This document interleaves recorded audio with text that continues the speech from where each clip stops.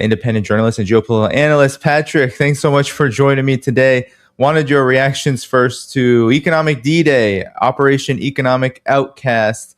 And I'm just wondering who the outcast really is, Patrick, because it seems like Trump is going to be on hours of worth of calls to every single world leader trying to get them to cut off ties with Iran. Iran has said it will militarily retaliate against countries that actually participate in this, and is saying they receive many messages that they will not get any cooperation, aka the United States, with this. What's your thoughts on what's going on here?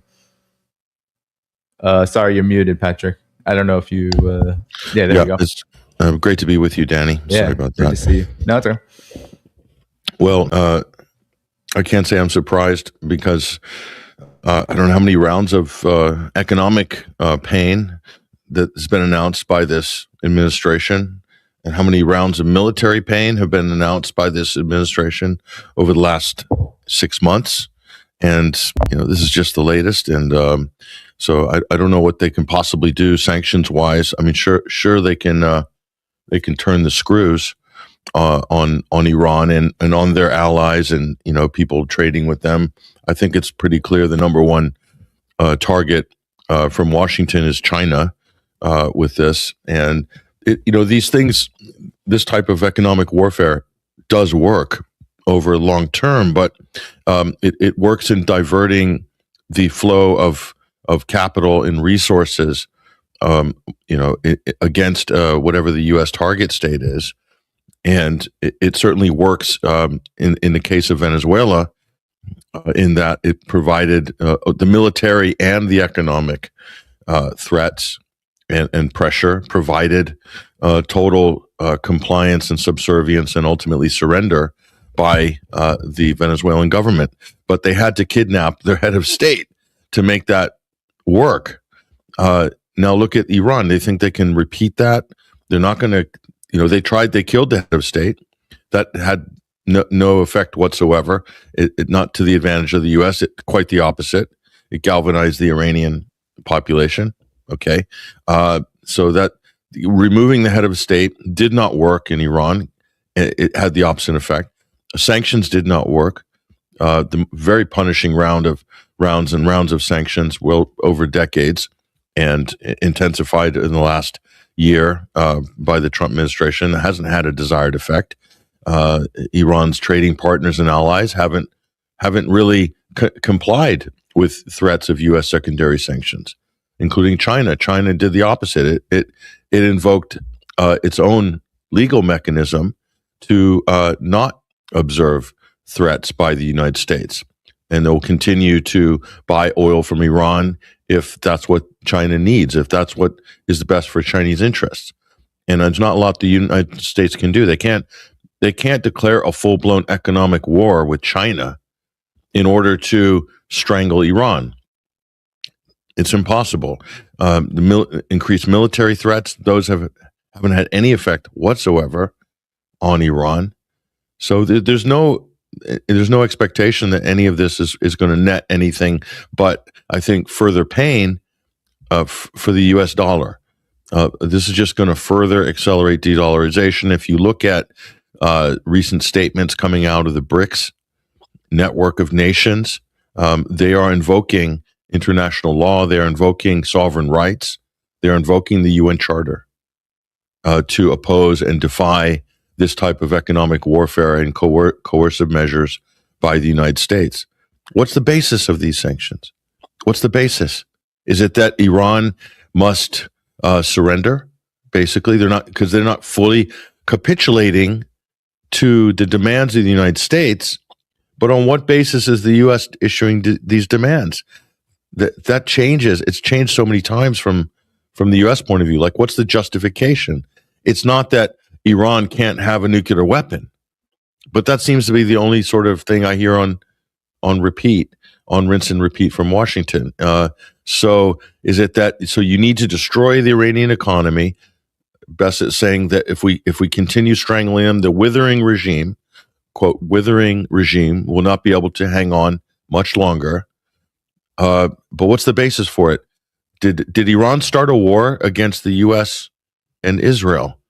That would be the first question. I could see Maybe they could use that as justification. But no, the opposite was true. The U.S. and Israel started an undeclared war of aggression against Iran on a fake weapons of mass destruction charge. Hello, deja vu alerts going on in the Middle East again.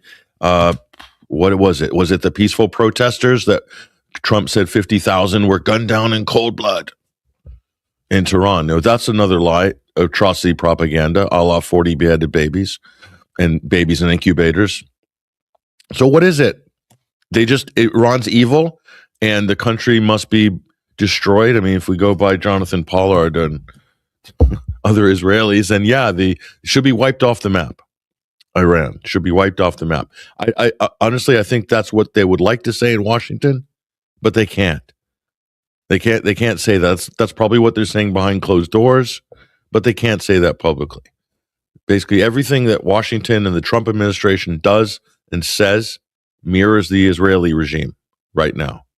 So in that sense, the United States is kind of a finger puppet, a massive finger puppet of Israel, because you can't defeat them conventionally. Israel can't defeat Iran conventionally. Iran's able to defend itself and able to punch back around the region at U.S. targets and Israel. Not a lot left. So the secondary sanctions, yeah, we can talk about that. Those could work with India, but not for, it's not indefinite, only temporarily, because India has to do what India does. India is a very, very massive dynamic economy. They want to buy oil via second and third hand sourcing, and just as they were doing with Russia or anything else at Pakistan. I mean, how is the U.S. going to enforce an embargo halfway around the world? Do they think that Iran is Cuba? I don't know. I think they do. Yeah, I mean, those are all really good points, Patrick. Well, what is not being talked about is the context from which these sanctions or D-Day, economic outcast operation, whatever it's being called. Barry McCaffrey, a former decorated general, said that in his judgment, U.S. armed forces have probably permanently lost access to 15 U.S. bases in the Persian Gulf, with Iran now poised to control access to the Gulf states. And so this is a much different context than a lot of times when the U.S. ramps up sanctions. But what's so interesting to me, Patrick, is that Bessent announced here that we're going to see a major announcement of a financial institution being sanctioned by the end of the week. I don't know what he's talking about, but what we do know is if the UAE, and especially Saudi Arabia, which is critical to the dollar system, all these threats about cutting off the dollar, cutting off countries from the dollar, could have major ramifications for the U.S. itself on very fragile, sitting on a very fragile foundation. For example, Iran has said that it is going to hit militarily countries like Saudi Arabia and the UAE if they participate in this. So this seems to have a lot of landmines, for lack of a better term, involved in it, Patrick. So what do you make of, is this just threats and bluster? Because Trump has a lot of phone calls to make. China's already said no. And Iran is saying they've gotten word from a lot of countries that they don't want to participate in this at all. It seems like the situation's quite dicey. Yeah, if the United States really comes good these threats, and I've every reason to think that they might try to in the short term, it's going to trigger a global economic meltdown, quite frankly. And the other thing is, this is happening concurrently with what looks like a trade war between the United States and Canada. On the basis of what? Canada can't be allowed to have a nuclear weapon? I mean, what exactly is it? The trade and tariff wars. The tariff wars by the Trump administration have been an unmitigated disaster for the U.S. economy, for the global economy, for U.S. businesses. And if they're going to do something that could impede the flow of Canadian oil into the U.S.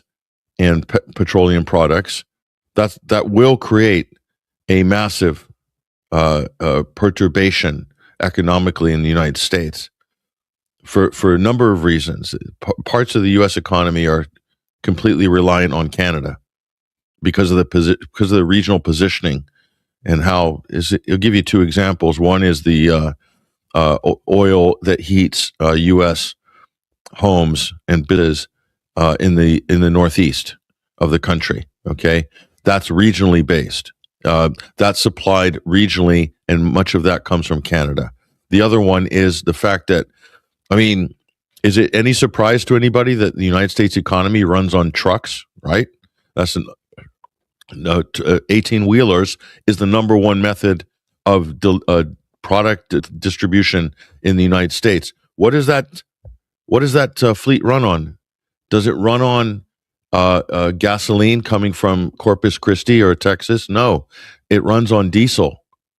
And where are the regional processing and fuel distribution, the supplies for the U.S. trucker fleet run through the middle of the United States and also through the Midwest corridors via Illinois and servicing all the different parts of the United States market, and is heavily reliant on Canadian oil and refinery capabilities for the U.S. diesel fleet. The U.S. diesel fleet is massive, and it's organized on a regional basis. So there will be that basically this is going to mean that there's going to be a shortage of a delivery of fuel, and that will mean a price hike in terms of inflation. It's going to affect the price of everything, and also it's going to slow up delivery times, and supply chains was strained as a result. That's just a fact.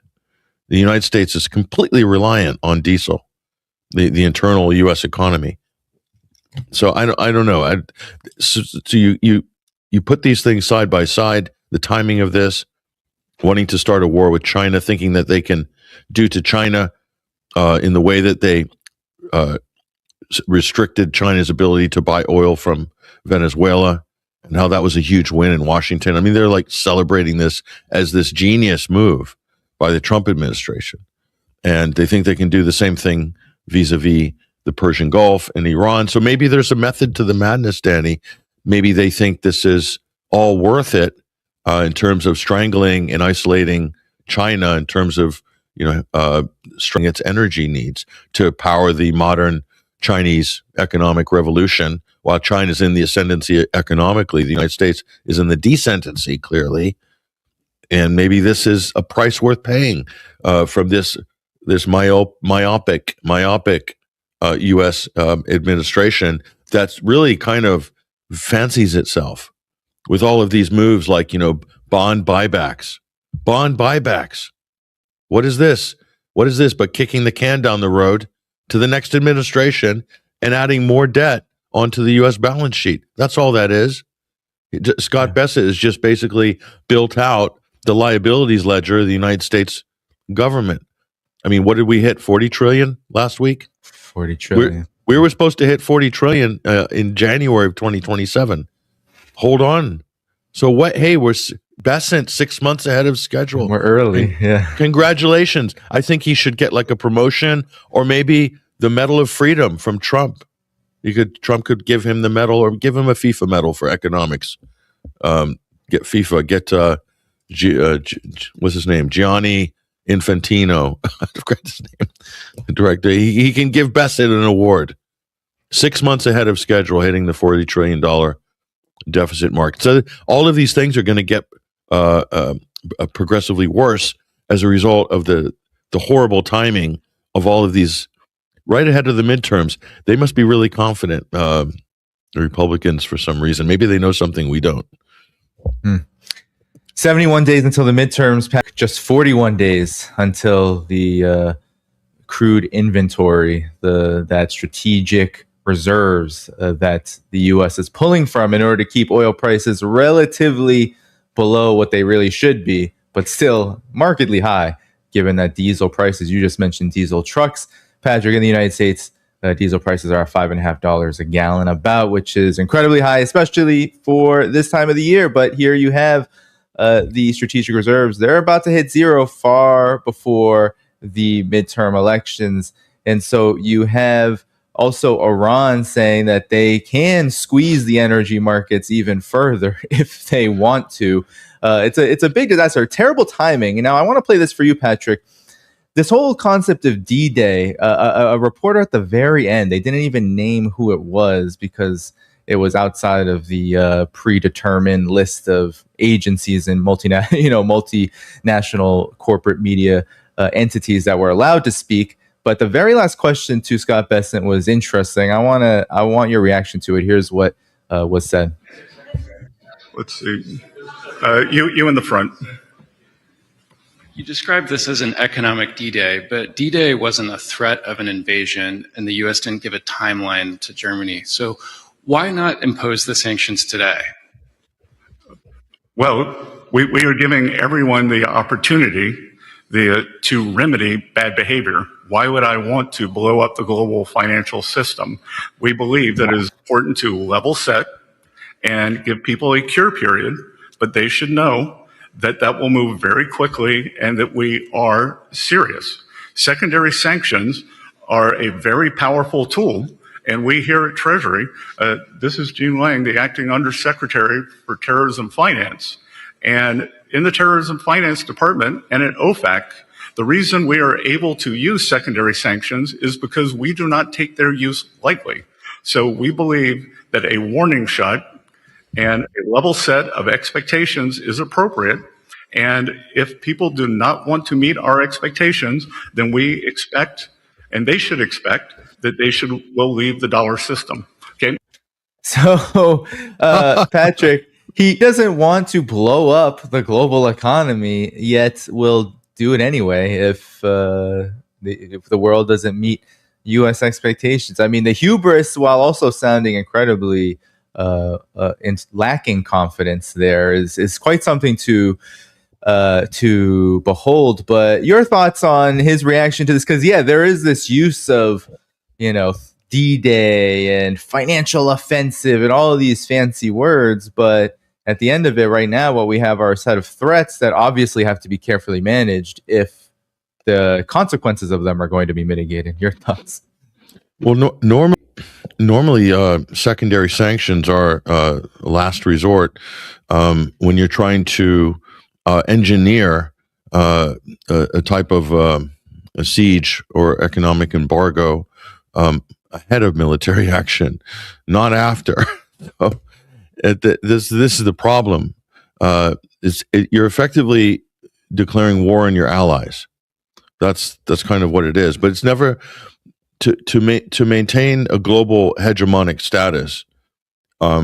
Secondary sanctions are only strong in terms of they're threatening when you're threatening an ally or a nation. Let's say that maybe not your ally, but you're not hostile towards, or you haven't declared war on yet, like China is an example. It's not regarded as a U.S. ally, but yet the U.S. would like to hurt or punish China, and they use strident rhetoric towards it.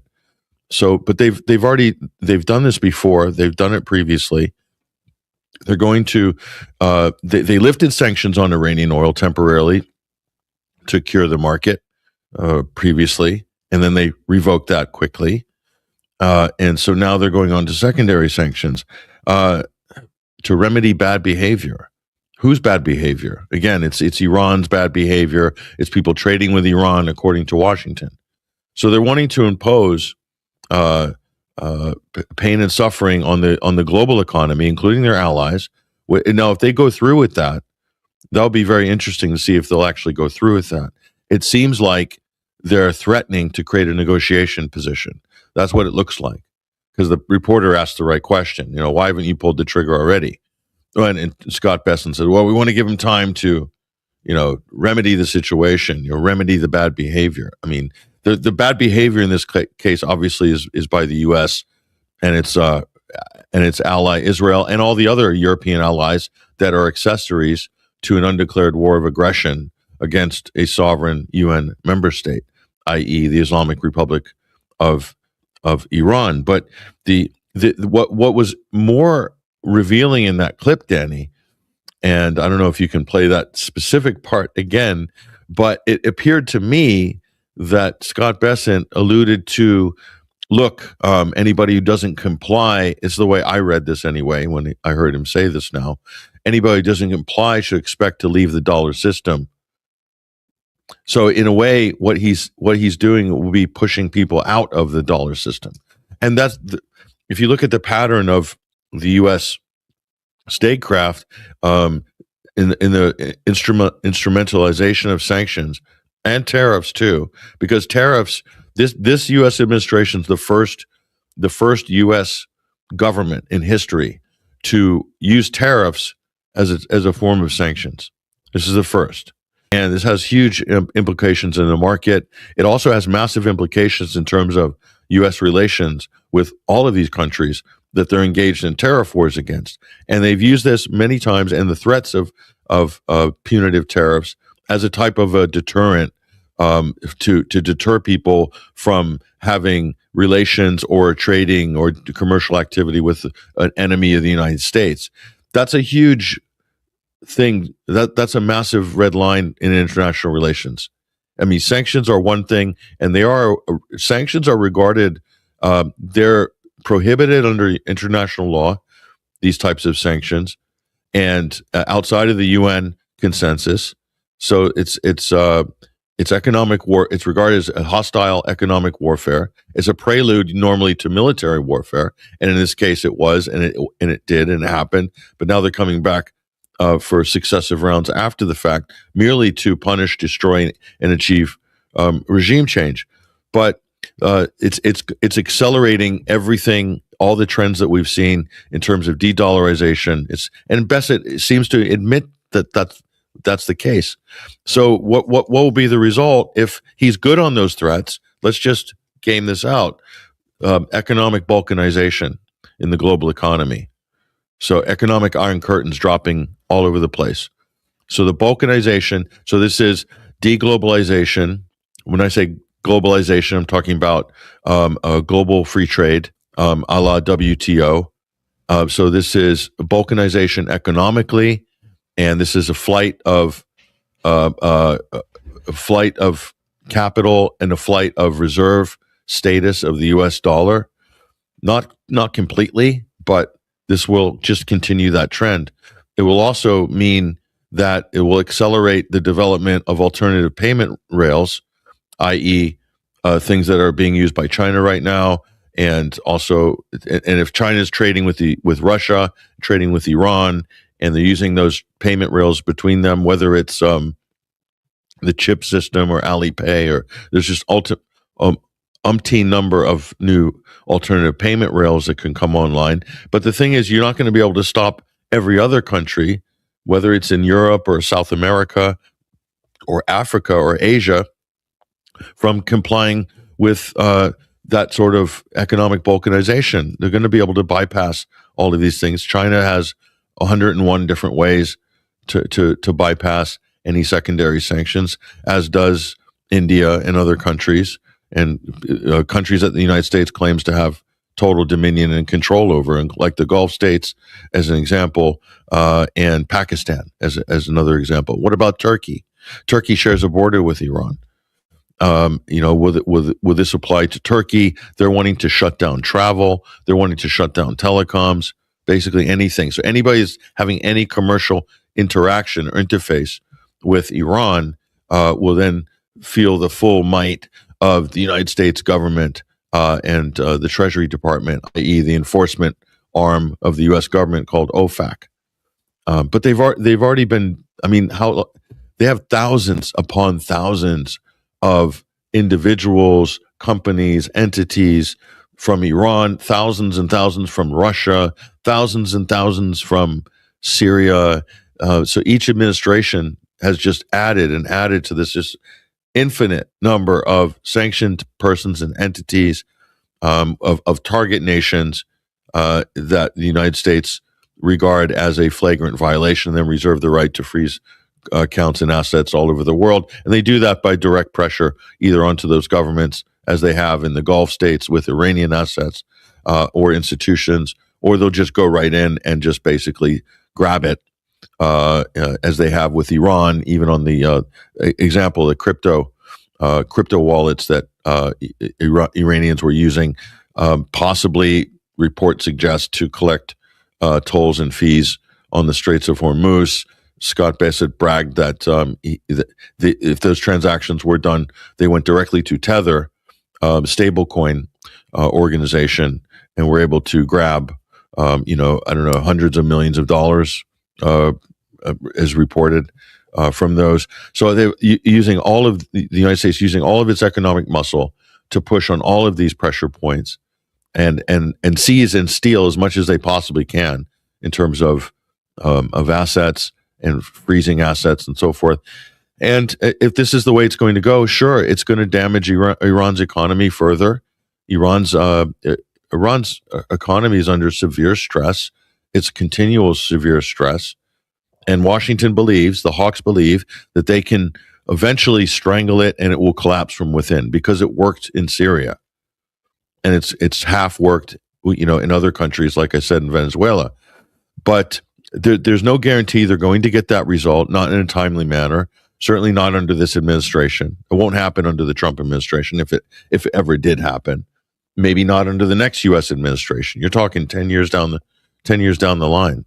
Maybe if what they plan happens the way that they think that will happen, it's going to take a long time. It'll take 10 years plus, maybe more, but that's under optimal, ideal situations. They've blown it. They've absolutely blown it, because you can't alternate military and economic warfare waves successively and still maintain legitimacy as an international actor, because it is all those countries in the gray area, all those countries and governments in the middle, that will determine whether this is a successful or another misadventure by the United States. And so the United States is wanting to attack the global economy and then somehow squeeze tribute from all of these countries, either in terms of tariffs or frozen assets or something else, some other sort of form of coercion, like they did with Spain, for instance. Spain didn't want to host U.S. bombers, like the other subservient, supine European countries like Germany and Italy, like Maloney and Merz, and Britain as well, with the new Prime Minister, Andy Burnham. First thing he did was give the green light for the U.S. to use British bases to bomb Iran. And of course, the United States did that. Why? Because they wanted to lock down these countries.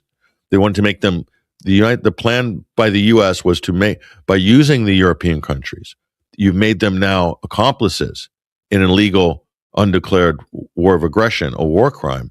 And by doing that, you lock in those governments and those prime ministers or those presidents. You lock them in, because now they're complicit in a major crime. They're now in the war. They're in the war. So then, for their own political survival, they will do whatever it takes to double down on that policy and probably follow the threats and diktats of the United States government going forward, and also declare Iran's IRGC as a terrorist entity, and maybe even the Iranian government at some point will be declared a terrorist entity, so they won't be able to have diplomatic relations with them or members of the Iranian government, as they've done with or tried to do with Russia, as an example. So that's why the U.S. have done that.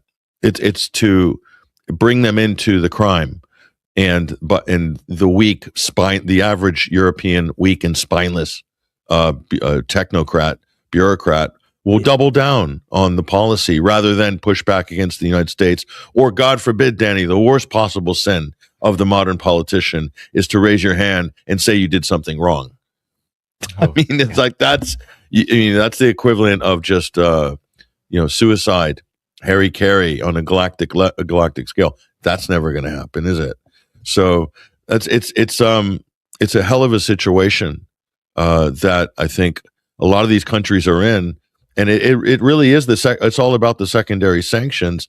Theoretically, those are the only sanctions that have ever worked in history. Direct sanctions have never worked in history in terms of a coercive measure against a target nation.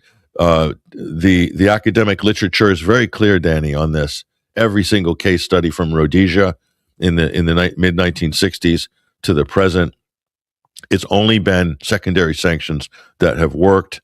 And, it's sanctioning a country for apartheid, a la Rhodesia or South Africa, for instance. That's completely different politically as well. That's a different political context. So, I mean, even the success of, or the relative success of, let's say South Africa, that the collapse of the regime in South Africa basically was a culmination of a multi-year, a decades-long international public relations campaign and human rights campaign. And his wife Winnie Mandela was doing stadium tours in the United States because the U.S. and Britain were some of the final holdouts in terms of like not recognizing the South African regime. That's a totally different political context than this. And so this is just, Trump. Let me just say the last thing I'm going to say. Donald Trump is an amazing piece of history because he has blown up the U.S. economy, not in a good way. Donald Trump wrecked the United States economy in his first term. And he doesn't get a lot of credit for this because everyone's afraid to mention it because both parties were totally on board with this. Donald Trump he began a process that put over $8 trillion initially on the Federal Reserve's balance sheet because of COVID. Okay, that created an inflationary cycle and pressure that we are, and all the experts will say this began during the COVID farrago, and Trump was the president. So he ruined the U.S. economy through the Biden administration. That was all Trump, and the current inflationary pressures that we have now, prior to the Iran debacle, was Trump. That's from 1.0. Because you can't just print $10 trillion out of thin air and shove that on the Federal Reserve balance sheet and expect that there's not going to be an inflationary perturbation and that's not going to basically keep rolling for years. And we're stuck in a inflationary spiral in the United States that we haven't been able to get out because they did record-breaking emergency maneuvers during his first term, the likes of which the system has never caught up with. And then you add what he's done foreign policy-wise by trying to start World War III in the Persian Gulf and believing that somehow you can manage this with all of these cheap sort of cowboy tactics that Scott Bessent has hired. George Soros' banker has been hired by Trump. The globalist banker is using these short-term Band-Aid tactics. Bond buybacks is pathetic. But the right-wing press or Fox News are saying this is a genius move by Scott Bessent. Genius move. He's just refinancing the next generation's debt. That's all he's remortgaging. It's exactly what Trump did in his first term. And guess what? You know what the remedy for this is going to be? Another bailout. Another bailout for what? To pay for what? To all this to what? Make Iran comply, or all this to defend Israel? You're going to take down the whole U.S. economy, the global economy, to defend Israel. That's kind of what it boils down to if you zoom up to the sort of, 50,000 foot view or 100,000 foot low orbit Starlink satellite view. It kind of boils down to that. Yeah, very well said, Patrick. Well, you said earlier, Scott Bessent was essentially saying that he was going to remove entities, countries out of the dollar system. Well, that's exactly what at the end there. I'll just play it really quickly one more time so people hear it. So we believe that a warning shot and a level set of expectations is appropriate. And if people do not want to meet our expectations, then we expect, and they should expect, that will leave the dollar system. Okay. So they should expect to leave the dollar system, which in effect would weaken the dollar system. Yes. But that's a whole other story, I guess. I mean, I can't.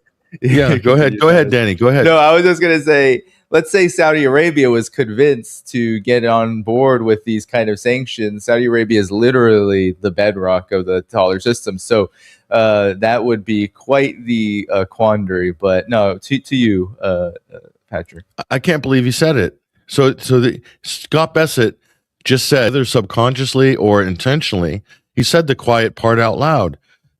So if he's pushing people out of the dollar system, understand, and I hope Scott Bessent really understands, but he's not. Why is he in charge of foreign policy, by the way? Because that's kind of de facto what we're looking at there. Why is the U.S. Treasury? Why isn't the U.S. Treasury a subdivision of the Pentagon, the Department of War? Because it should be. The U.S. Treasury has done more. This Scott Bessent is just the worst, the worst and the latest in a long line of abusive Treasury secretaries that have basically instrumentalized and weaponized the United States dollar as a sort of instrument of war against target nations. And let's just say, yeah, okay, the collapse of Venezuela, so what did you get from Venezuela? Sure, you deprived China of like maybe 15% of its, global crude supply, which it can replace from multiple different sources. Okay, fine. What's that done to the Chinese economy? It's maybe inconvenient, but they'll recover from it. So, what have you done to the Venezuelan economy? Oh, they probably stolen the equivalent of 20 billion US from Venezuela by stealing its oil. By the way, how much? That's what they've collected. That's what the U.S. has stuffed away in its special account handling Venezuelan oil. And I will wager that none of the money has been repatriated back to Venezuela. None. By the time the U.S. deducts and pays off its big oil partners and whatever else that they pilfered out of that money, there's nothing left to give to feed the Venezuelan people. We're going to feed the Venezuelan people. That's what they're saying. So they think they can do an Iraqi style sequestering of funds through a U.S. dollar account on Venezuela, but you can't replicate this with Iran. That's pretty clear. So, and you destroyed Syria. That's great for Israel. What else? Russia. That's not going super well. They haven't brought the Russian economy to its knees. How long are we? 6 years in, right? With Crimea sanctions, 2014. So now we're 12 years into that round of anti-Russian sanctions, and then the hyper super round that began under Biden in February of 2022. They blew up the Nord Stream pipeline. I guess you can put that under sanctions as well. It's a type of a sanction, blowing up the Nord Stream pipeline. By the way, that story is completely collapsed in the German prosecution case in Hamburg, which we reported on at 21st Century Wire. And also, the Ukrainian diver story was further undermined by the findings of the court case in the commercial court in London, but where Nord Stream AG sued Lloyd's of London because Lloyd's of London, the insurance company for the Nord Stream, refused to pay out. By the way, they sued them. They brought all the expert witness testimony that completely, again, is basically saying that the Ukrainian diving story was a red herring. It was a decoy story to take attention away from what NATO did what NATO did during Baltops 22. In 2022, they wired up the Nord Stream. Why am I saying this? Because all of these things are directed at the same targets, which are the economies. You mentioned Saudi Arabia, Danny. Okay, but the petrodollar itself isn't completely reliant on the Gulf anymore.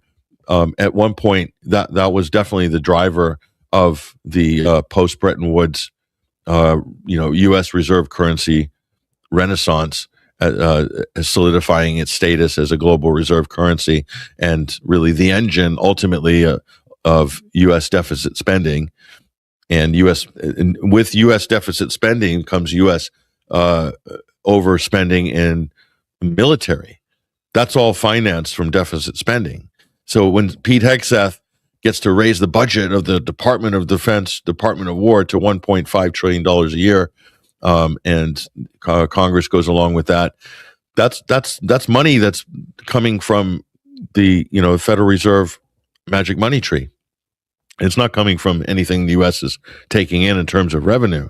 It's coming from it's being printed out of thin air because the dollar is the world reserve currency. Hence, there's an artificial demand for the U.S. dollar globally because the U.S. enforces that everybody uses the U.S. dollar to buy and sell commodities on the global market, and that allows them to keep printing dollars without the dollar collapsing in value, and that affords the military, which the U.S. goes out to shoot and bomb people who don't comply with the dollar hegemony, etc. Danny, and you can see that's the feedback loop that just keeps going on and on.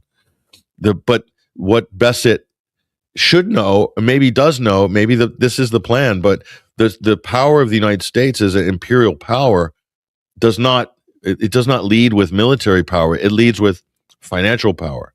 It leads with dollar reserve status power, and it's backed up by military power. So by pushing people out of the U.S. dollar system, which he just admitted on video, I can't believe he said that. By doing that, that's basically that's calling for the downgrading of U.S. hegemonic status globally, because that's where the U.S. power comes from.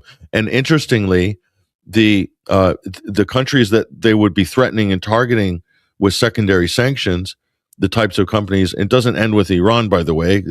This would keep going. They'll keep going with this for other products and countries and resources. But some of those targets of secondary sanctions will ultimately be, or threats will be, European countries as well. And the euro dollar market is the number one dollar sink in the world. That's the biggest sort of pillar of the U.S. You could call it petro or U.S. energy dollar system. It's Europe. And Europe is completely reliant on U.S. energy to boot, not even just transacting in dollars for oil and gas globally, but they're also paying over the odds twice as much for U.S. LNG after the U.S. or NATO blew up the Nord Stream pipeline in September 2022. So, the euro dollar market and reserve accounts are massive. And that helps to float the U.S. system, and so does India, and so do all these other countries. So basically, Bessent is pulling the plug on U.S. power by doing this. At least he admitted it. It's an incredible clip. Was that a Freudian slip? Maybe that's a Freudian slip. But what's interesting, Danny, is that journalists won't press on that point. That if you're a really good journalist from the Financial Times, or you had you got to be geopolitically minded, then you press hard on that. You follow up on that. Did you say you wanted to drive people out of the U.S. dollar system, and that they will be driven out of the U.S. dollar system? Mr. Secretary, can you clarify that point and really push on that? Because it sounded, Danny, almost like a Freudian slip. There's a lot of those going on, by the way, right now in Washington. Yeah. That's for sure, Patrick. What's so interesting, too, is the arch neocon, Mr. Kagan. Here he is, Robert Kagan, in the Atlantic again, talking about Iran Unleashed. There's many in the neocon circle, Patrick, that are not so enthusiastic, not only about the economic warfare shift by the United States, but by the overall situation and where this is all going. This is the last paragraph. He says, a regime that survived what much of the world believed would destroy it and then force the world's dominant power to retreat will likely emerge strengthened, at least for a time. Such success tends to breed confidence, perhaps overconfidence, but it's not likely to make Iran's leaders less ambitious or less committed to the faith that saw them through this miraculous triumph.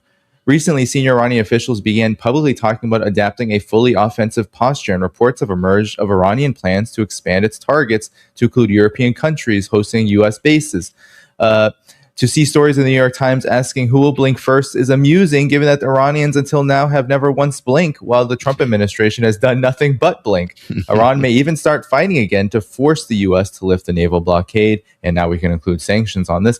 Given the American administration's proven fear of escalation, the hope is not unreasonable. The world has spent decades worrying about what Iran might do if it acquired a nuclear weapon. It should now worry about something even more consequential. And Iran, that has defeated the United States, no longer fears American attack and controls the access to the Persian Gulf. Nuclear weapons alone could never have given Iran this kind of power. Only the failed U.S. and Israeli war has. What's so interesting about that, Patrick, when I read that, I'm like, well, I don't know if we should really fear that, but that that is their part of the world. We're over here, you're in the UK, I'm in the United States. I don't really fear that, but Patrick, your thought, your reaction to this is a narrative. It gets louder and louder. I think it has somewhat to do with partisan politics, but there are some facts there that are painted, of course, with neocon branding. But your thoughts?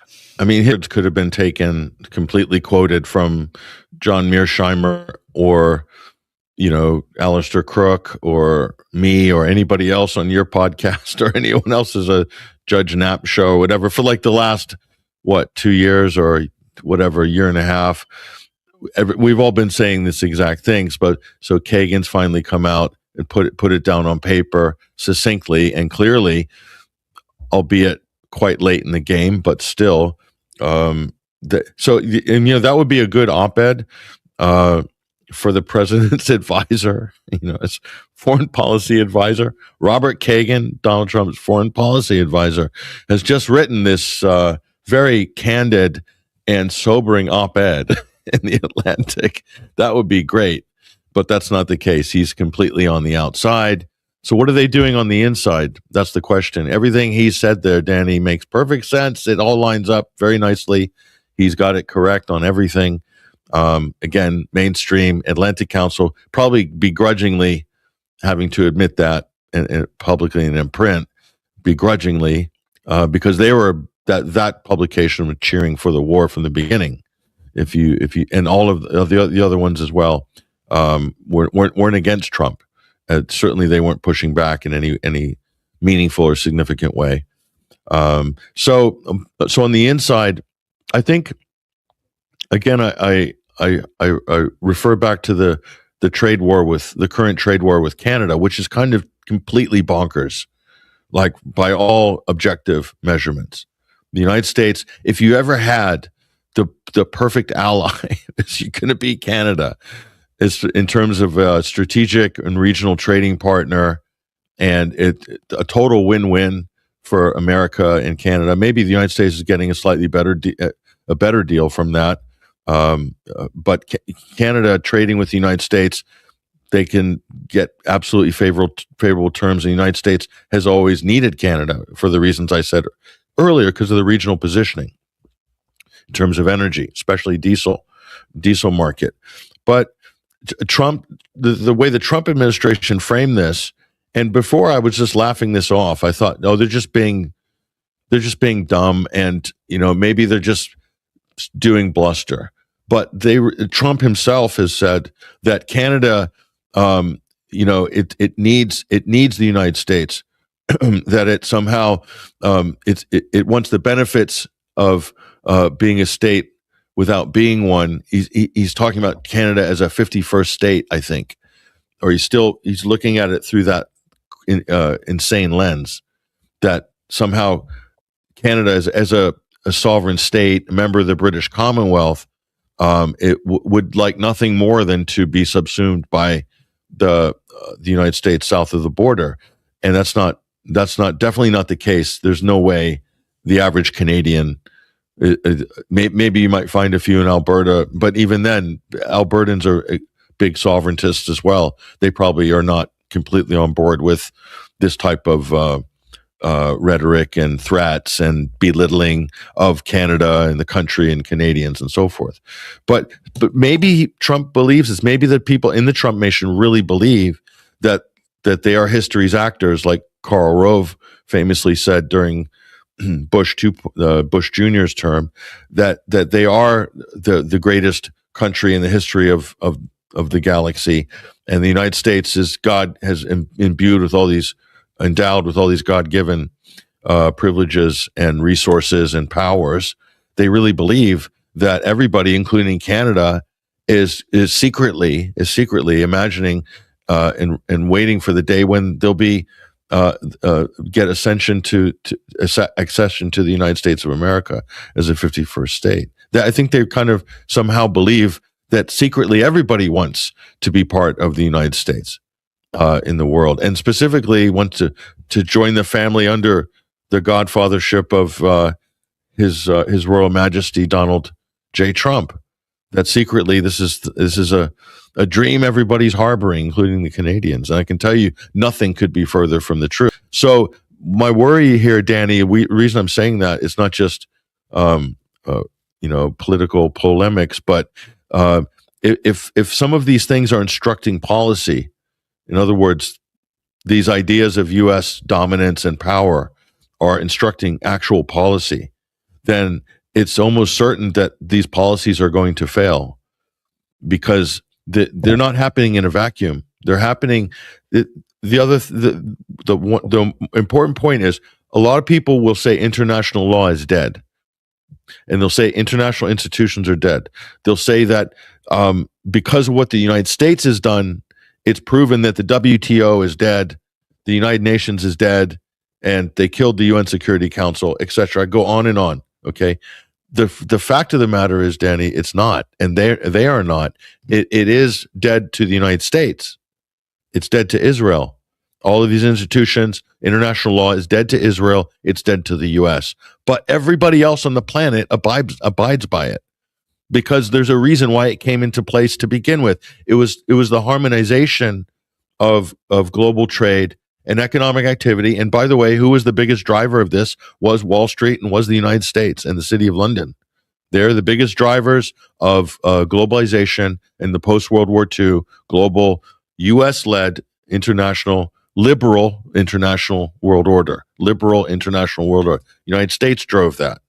And you saw unprecedented wealth creation and unprecedented economic corporate and remarkable growth in profits by Western corporations as well as Chinese and others. But that happened under that regime.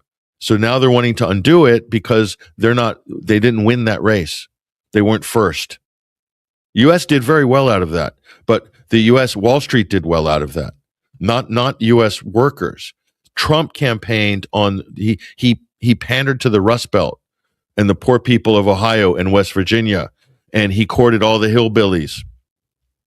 And he sung the elegy as well and appointed J.D. Vance as his vice president.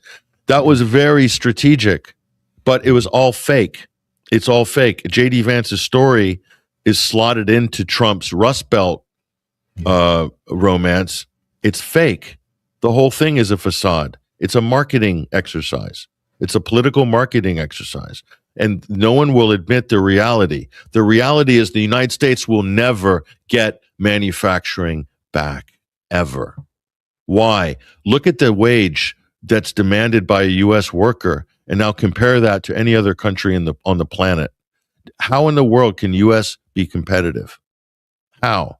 As long as they're employing labor. And then people say, well, when Elon brings the robots in, and then we don't have to worry about that. And then we're going to, that's when we are going to take over. No, the economy is not going to run on robots next week, despite what Elon promised at Madison Square Garden or wherever, when he said we're going to be on Mars, by 2030 or whatever he said. I don't know what he exactly gave a timeline. It's not coming back. The Rust Belt will never get those jobs back. You can get carrier air conditions to move from Mexico to Indiana. You get 2,000 jobs there. You might get another 10,000 jobs by strong arming someone else to come back and open their factory in Ohio and Michigan or something like that. It's not even going to put a dent in the fact the United States is no longer competitive. And the reality is, as much as you want to balkanize the global economy, we have a globalized economy nonetheless. You can't stop international trade, and there will be the pursuit of competitive advantage in terms of resources and labor and utilities, all of which are priced out of the market by the United States because ultimately Wall Street sucked all the value out of the real U.S. economy. And they did so to get share prices that would pay good dividends. And all Trump cares about is the S&P 500. He's all in on the stock market as the number one barometer of economic activity. But any economist worth his salt will tell you that the stock market does not reflect the fundamentals of a real economy, not the economy Trump is promising to build to make America great again. which is a manufacturing powerhouse. It cannot happen. It will not happen. I'm telling you, the U.S. is losing jobs by the day. Yeah, 23, wasn't it 23,000? I believe they had to correct the numbers. It was a massive number of job losses that they were trying to hide, but now it's no longer hidden. These are trends that are irreversible. Why? Look, I mean, what's a good union manufacturing job for the hourly rate in the United States? Are we above $50 an hour yet? Are we getting there? We're close. Yeah, there's so few of them now. Yeah, there's only union density so low now, in large part because manufacturing. But even the average wage, the minimum wage at Amazon, to monitor automatic shelf stackers and delivery drivers and all that, it's I don't know how many fold higher than a number of other countries that are basically providing the manufacturing for the U.S. commercial market. There's no way they'll catch up. Why? Because nobody spends like the United States does a deficit spending. Nobody can consistently drive up inflation like the United States, and it's never going to be competitive. Not with the current U.S. dollar and U.S. government deficit spending system, which Trump has done nothing but increase the deficit. So he's going to do what the last president did, and what he did in his first term, and what Obama did, and they kicked the can down the road in new and creative ways, to bond buybacks. Genius. It's genius. Imagine if we, as individual citizens, were allowed to do what the U.S. government does, or that what Wall Street's able to do when it gets into credit bind. We can just like spin up magic money tree and bail ourselves out, and then award ourselves record bonuses, and then get the government to buy a failing industry like General Motors or Lehman Brothers or whatever is an example. But so the game in the U.S. is there's a whole different set of rules in the U.S. when it comes to anything economic, and they're trying to use this to project power through the foreign policy lane, and they're doing it in ways that have never been done before, and the results are already horrific. And instead of pulling back, they're doubling down on it. So this latest move, these latest announcements, Danny, plus concurrently a trade war with Canada, trying to play chicken with Canada in terms of the economy. No one's ever done this before, and the results are just going to continue to be bad for America. I can't believe you pull this one before the midterms, and I really think maybe these people are in such a bind and have painted themselves into such a corner that they have no other choice but to double down on the same failed policies. Yeah, those are great points, Patrick. I did want to get your very brief comment on, I promise,